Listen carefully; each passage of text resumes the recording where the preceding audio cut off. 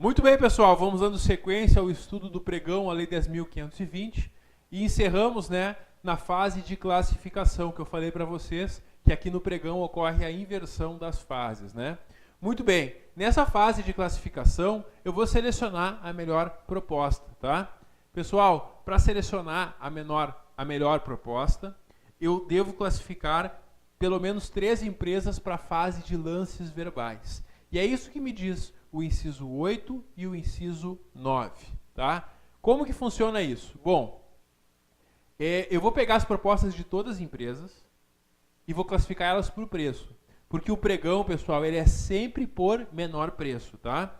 Aqui não tem aqueles outros tipos de licitação que tem na Lei 8666. O pregão sempre é menor preço, e isso está ali no inciso 10, inclusive, está destacado ali no nosso material, tá? Que o pregão é sempre do tipo menor preço. Maravilha.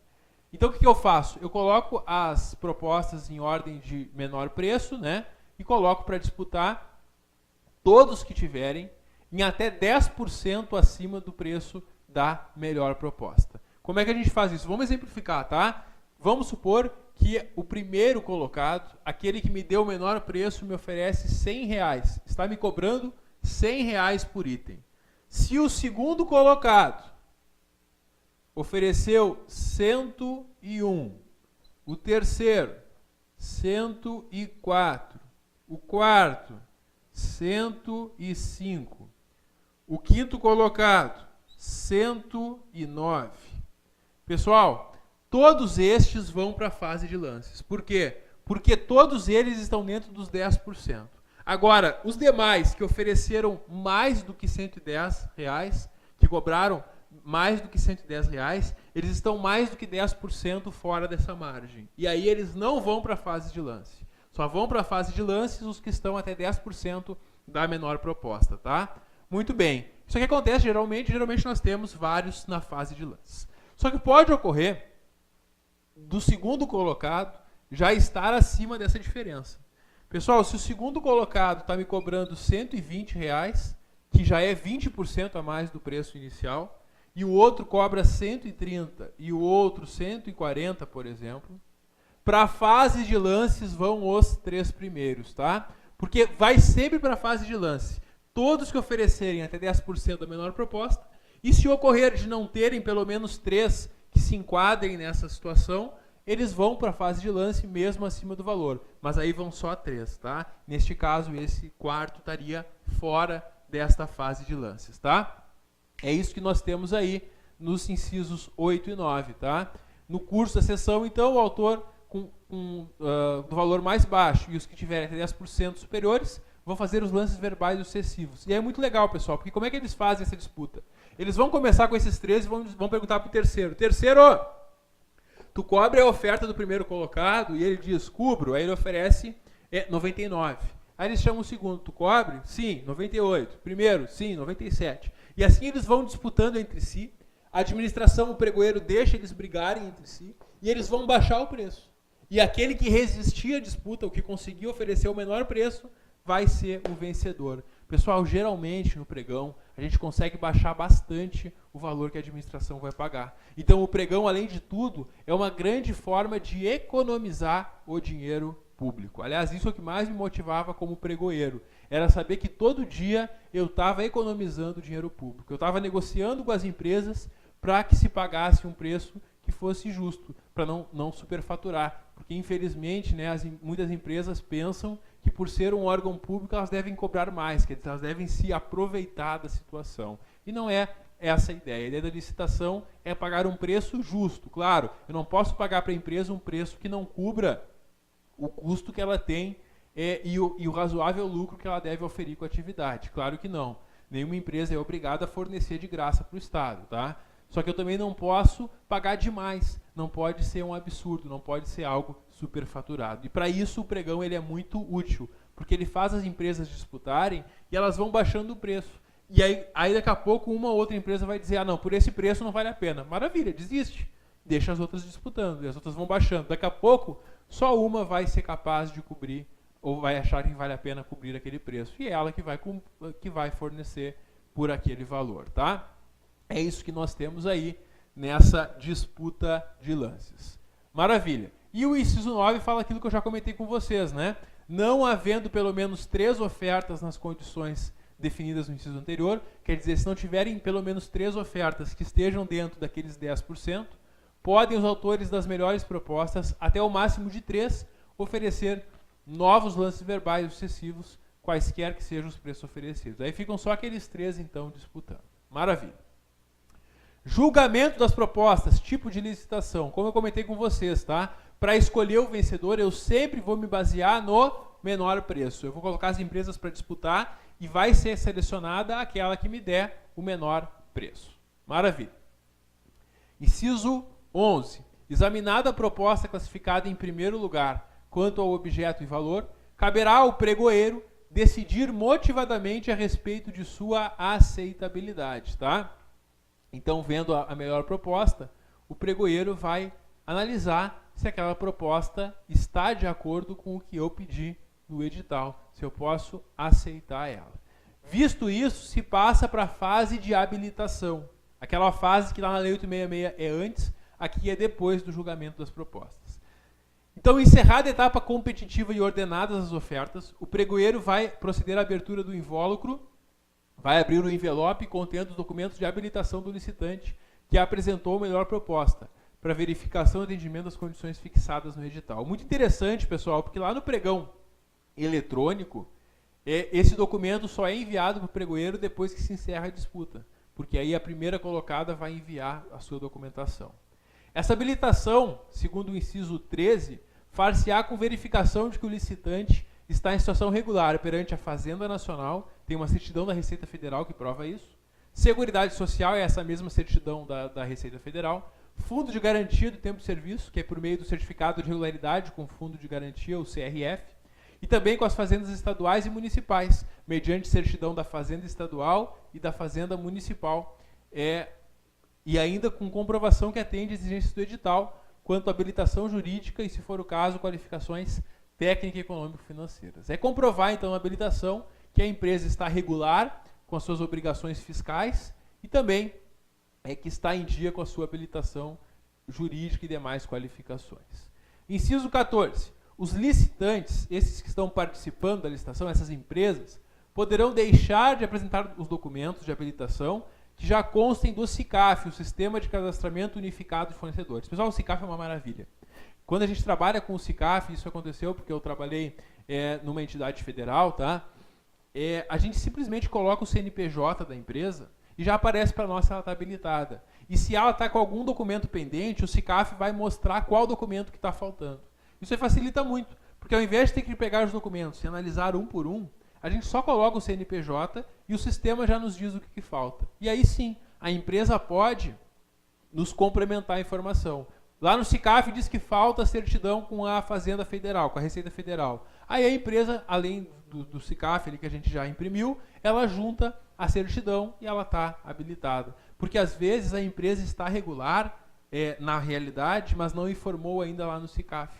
E aí no SICAF estava faltando essa informação, tá? Porque as certidões elas têm prazo de validade. Então as empresas, elas costumam ir ao SICAF para revalidar as suas certidões, entrar em contato com ele. Se ela esqueceu de lá, não tem problema. Eu consigo ainda complementar se ela tiver o documento lá na hora, tá? Então tá aí a questão do SICAF, previsto no inciso 14, que é uma verdadeira mão na roda para o pregoeiro, tá? Assim como sistemas semelhantes, tá? Porque o SICAF é federal, órgãos estaduais ou municipais podem também ter os seus sistemas de cadastramento de fornecedores, tá? Muito bem. Inciso 15.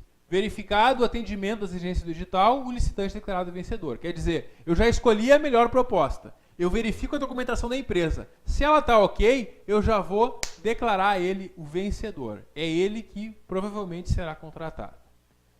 Inciso 16. Se a oferta não for aceitável ou se o licitante desatender as exigências habilitatórias, o pregoeiro vai examinar as ofertas subsequentes e qualificação dos licitantes na ordem de classificação e assim sucessivamente, até a apuração de um que atenda o edital, sendo este declarado vencedor. Quer dizer, o primeiro venceu a disputa de lances, só que ele está com a documentação atrasada. E aí, ele estando com a documentação atrasada, equivocada, eu não posso contratar ele. O que que eu faço? Chamo o segundo colocado. Ah, também não atende, chamo o terceiro. Já me aconteceu, pessoal, já me aconteceu o caso que o quinto colocado era o único que estava regular. Então os outros perderam tempo disputando, porque todos tinham problemas na documentação e não puderam ser contratados. A gente teve que chamar o que estava em quinta colocação naquela disputa, tá? Muito bem. O inciso 17 diz que nos casos dos incisos 11 e 16, o pregoeiro pode negociar diretamente com o proponente para que seja obtido o preço melhor. Isso também acontecia e os empresários ficavam enfurecidos, né, comigo quando eu fazia isso com eles. Mas é o nosso trabalho, né? O nosso trabalho é buscar um preço justo que a gente possa pagar, tá? O que acontece, pessoal? O camarada foi para uma fase de lances e ganhou. Ele ganhou a disputa com os outros. E o valor dele está em R$90, por exemplo. Só que no meu orçamento, que eu já preparei lá na fase preparatória, tá? No meu orçamento, eu posso pagar R$80. E ele está me cobrando 90. Eu não tenho como pagar os R$90. E aí ele entrava em contato comigo, quando era pregão eletrônico, ele ligava lá e dizia, olha, eu sou o licitante que venceu a licitação. E eu dizia, o senhor ainda não venceu. O senhor ainda não venceu porque a gente precisa negociar esse preço, está muito alto. A gente não pode pagar R$90. A gente pode pagar 80, é pegar ou largar.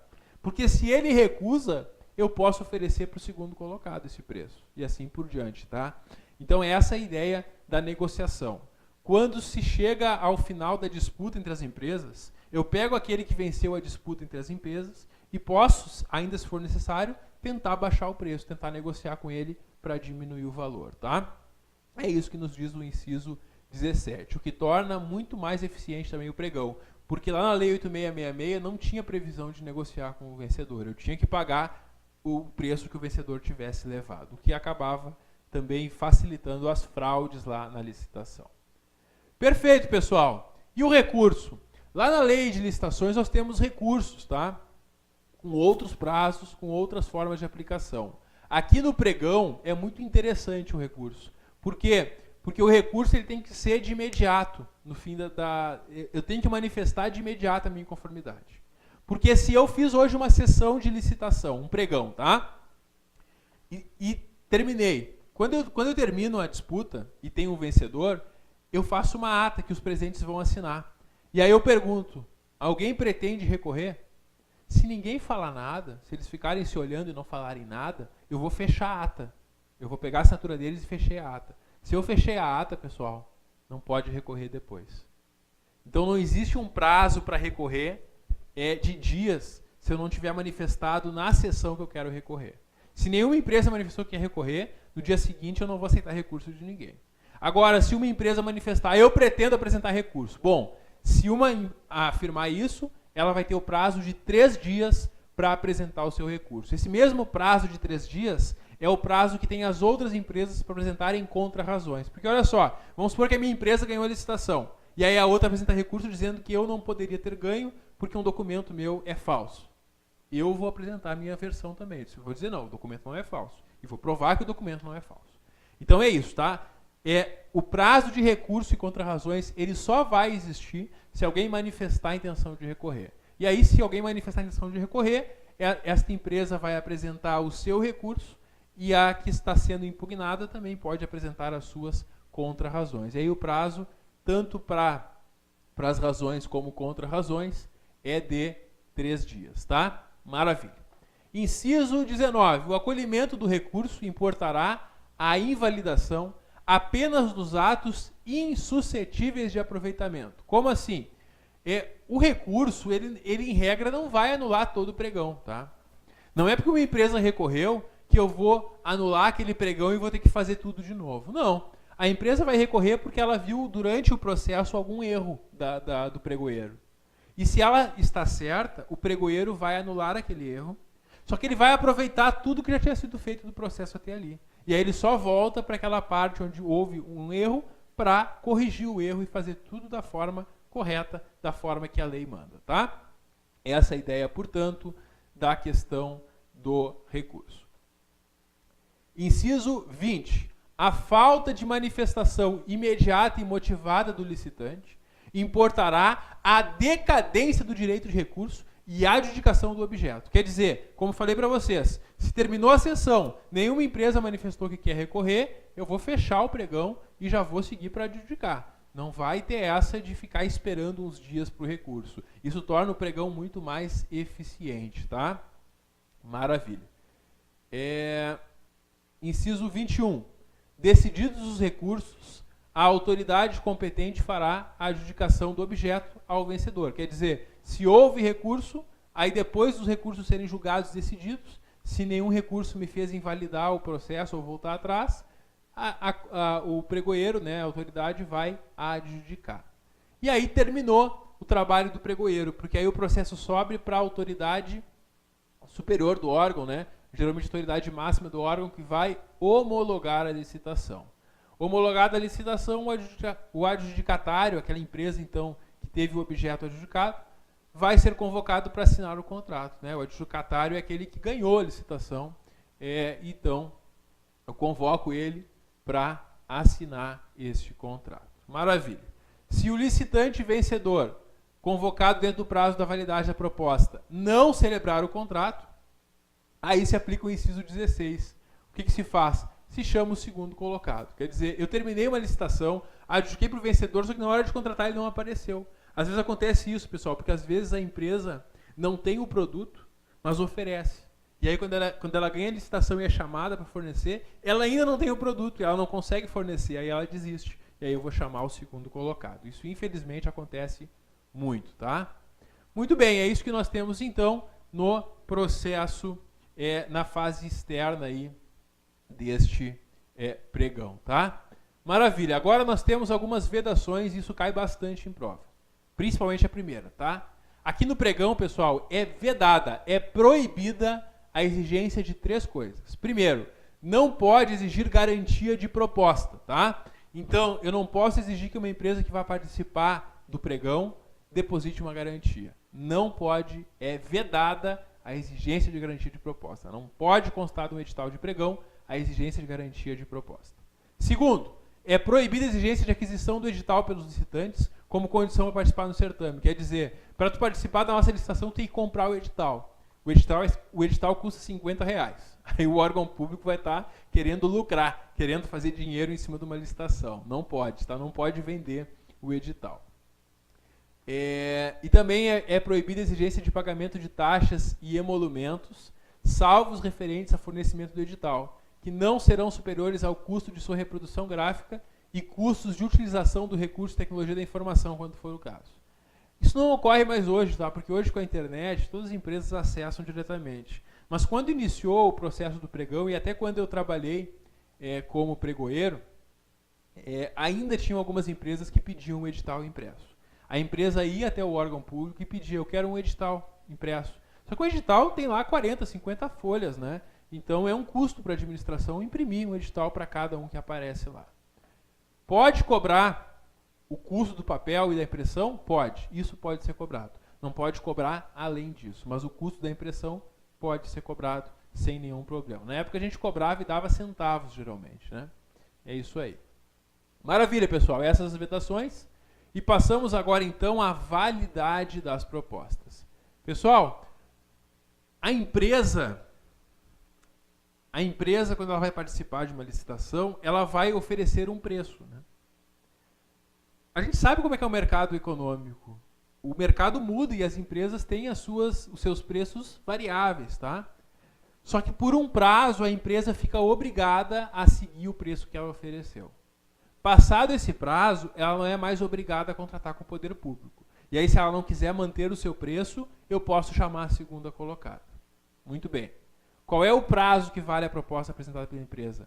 60 dias. Por 60 dias, a empresa é obrigada a cumprir aquele preço que ela ofertou. Se o pregão demorou e se passaram mais de 60 dias, a empresa não é mais obrigada a cumprir o preço.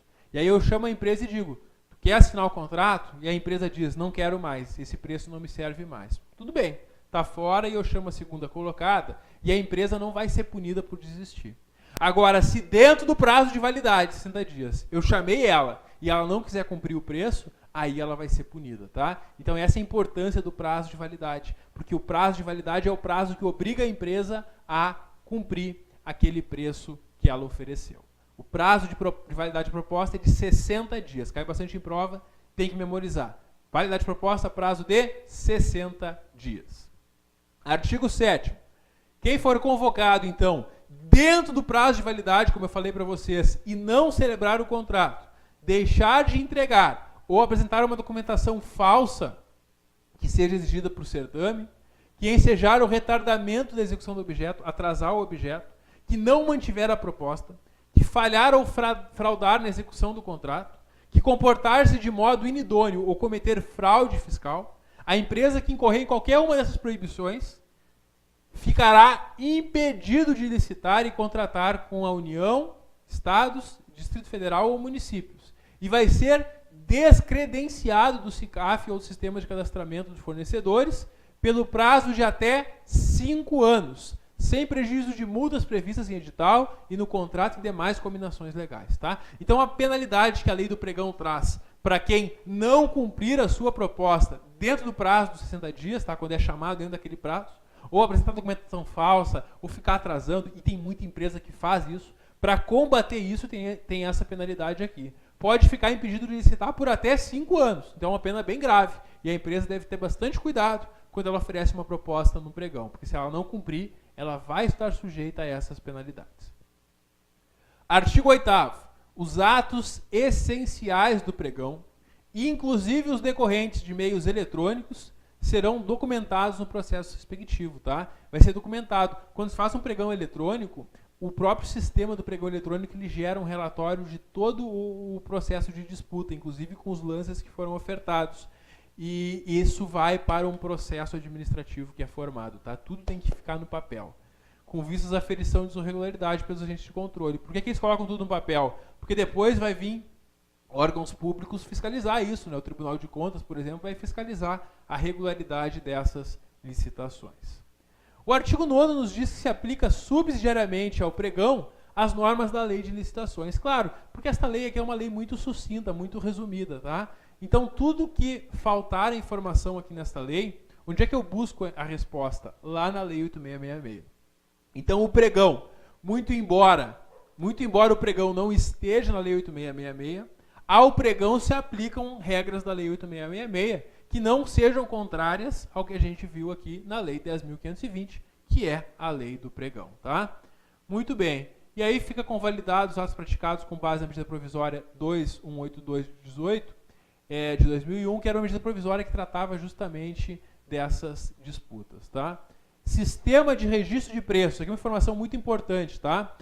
A lei de licitações, a lei 8666, ela permite que eu compre pelo sistema de registro de preços. O que é isso? É quando eu não sei qual a quantidade que eu quero durante um ano de um produto. Só que eu faço uma licitação para deixar tudo pronto. E aí, quando eu precisar daquele produto, eu não preciso abrir uma licitação. Eu já tenho um fornecedor cadastrado e eu só vou chamar ele e ele vai ter um prazo ali bem curtinho para me fornecer o produto. O sistema de registro de preços ele é muito bom para a administração porque ele é prático, ele não te deixa amarrado esperando uma licitação ser realizada. Lá na Lei 8666, que é a Lei de Licitações, o sistema de registro de preços está previsto no artigo 15, que trata das compras, tá? E lá no artigo 15, parágrafo 3º, diz que o sistema de registro de preços tem que ser por concorrência, que é uma modalidade da Lei 8666. Pessoal, até surgir o pregão, o registro de preços só era feito por concorrência. A partir do pregão, a Lei 10.520, aqui no artigo 11, ela autoriza que se faça também por pregão o sistema de registro de preços. E é isso que nós temos no artigo 11, tá? É possível, então, utilizar pregão para registro de preços. Está autorizado aqui no artigo 11, o que é muito bom, muito eficiente para a administração, tá? E aí nós temos aí, no artigo 12, alterações sobre a Lei 10.191. Essa lei 10.191 é uma lei que trata da aquisição de produtos pelo Ministério da Saúde, tá? Então é uma coisa muito específica do governo federal, do Ministério da Saúde, e, enfim, e para fins de prova de concurso não tem sido cobrado, tá? Só quando essa lei venha no edital, o que é muito difícil. Então, eu não me preocuparia com essas alterações aqui da Lei 10.191 para o nosso concurso, tá? E com isso a gente concluímos aqui o estudo do pregão. essa modalidade bem interessante, então, que nós temos na Lei 10.520. Espero que tenham entendido bem como funciona esta modalidade licitatória chamada pregão e, como sempre, claro, estou à disposição de vocês para quaisquer dúvidas que vocês tenham durante o estudo. Segue firme no estudo, que todo o teu esforço, com certeza, vai ser recompensado. Um grande abraço e até a próxima.